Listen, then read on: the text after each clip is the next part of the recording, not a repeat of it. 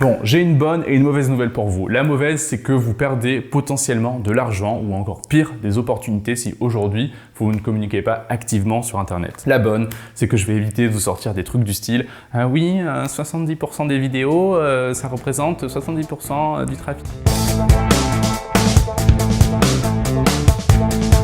Les deux plus gros actifs pour un entrepreneur sont soit des lignes de code, donc un site web, ou alors un média. En fait, si on analyse, c'est n'importe quel moyen qui va vous permettre d'avoir l'attention d'un public sans forcément payer ou être invité sur un plateau télé. L'avantage du code et du média, c'est qu'il n'y a pas de coût de réplication, comme on dit. C'est-à-dire que vous atteignez une personne ou 100 000 personnes, ça vous coûtera la même chose, c'est-à-dire 0. Le fait de considérer ça comme un actif, c'est pas du tout une métaphore en fait. Une vidéo que vous allez poster sur YouTube, des articles que vous allez poster sur votre blog, potentiellement ça va prendre de la valeur d'année en année. Et le but de tout ça, c'est de trouver le contenu qui vous correspond à vous et d'y aller à fond, tout simplement. Ce que j'ai envie de vous transmettre dans cette vidéo, c'est que si aujourd'hui vous ne faites rien de tout ça, vous ne faites pas d'article, vous perdez quelque chose, c'est-à-dire que vous n'êtes pas en train de planter des graines pour le long terme. La communication, il faut voir comme ça, comme des graines qu'on plante dans le jardin. Aujourd'hui, je vais entretenir des tomates dans le jardin. Tous les jours, je vais faire une action courte et répétitive qui va consister à aller arroser les petites graines que j'ai plantées. La communication sur les réseaux, c'est un petit peu la même chose.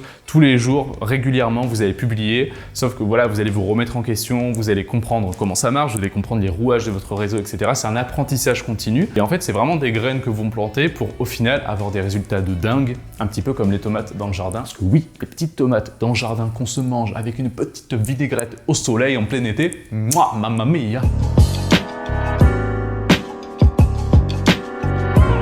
Alors attention, il y a une objection à tout ça, c'est qu'il ne faut pas non plus vous infliger quelque chose qui est une tare pour vous.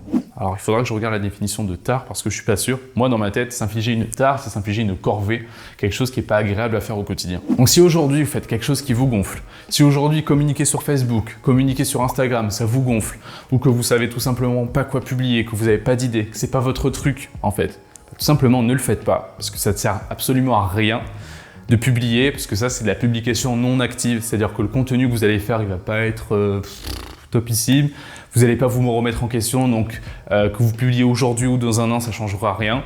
Mon conseil pour tout ça, c'est si vous en avez la possibilité, de déléguer tout ça à quelqu'un qui aime le faire et qui sait mieux le faire que vous, potentiellement, et qui saura mieux évoluer sur le temps que vous, parce que vous, malheureusement, vous n'évoluerez pas si c'est quelque chose que vous n'aimez pas faire. Et ma solution pour ça, elle est toute simple, c'est de tester d'autres choses. Si aujourd'hui, par exemple, vous avez pour habitude de communiquer sur Facebook et Instagram, testez les articles de blog, testez d'écrire des emails, testez de faire des vidéos comme je suis en train de faire actuellement, et vous allez peut-être vous découvrir des passions cachées, entre guillemets, et ça peut arriver plus vite qu'on ne le croit. En prenant mon exemple, je suis quelqu'un qui à la base n'aime pas du tout écrire. Il y a un an, j'étais incapable d'écrire 2 lignes de texte sans faire une faute et aujourd'hui, j'adore utiliser toutes les subtilités du copywriting, écrire des emails. Alors, j'écris pas d'articles, mais voilà, écrire les descriptions pour mes posts, écrire des posts sur LinkedIn, c'est des choses que j'adore alors qu'avant, j'étais persuadé que je détestais ça. L'astuce, c'est vraiment de tout tester et vous allez forcément trouver chaussure à votre pied. Et en parlant de chaussures à son pied, ça n'a absolument rien à voir, mais je le place là.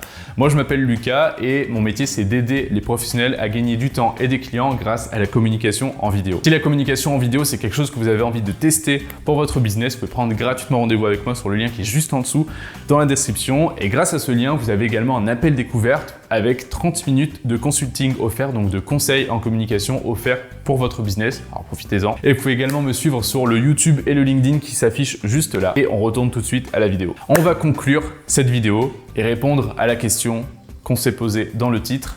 Aujourd'hui, combien ça vous coûte de ne pas communiquer en vidéo ou ne pas communiquer tout simplement? Et j'ai envie de vous répondre par une question. Aujourd'hui, combien ça vous coûte en temps et en argent de tester et de comprendre si des choses sont faites pour vous, pour votre business ou non? Et surtout, combien est-ce que ça vous coûte les remords d'avoir potentiellement loupé des opportunités business pour vous? Je vous laisse méditer sur tout ça et je vous dis à la semaine prochaine pour une nouvelle vidéo.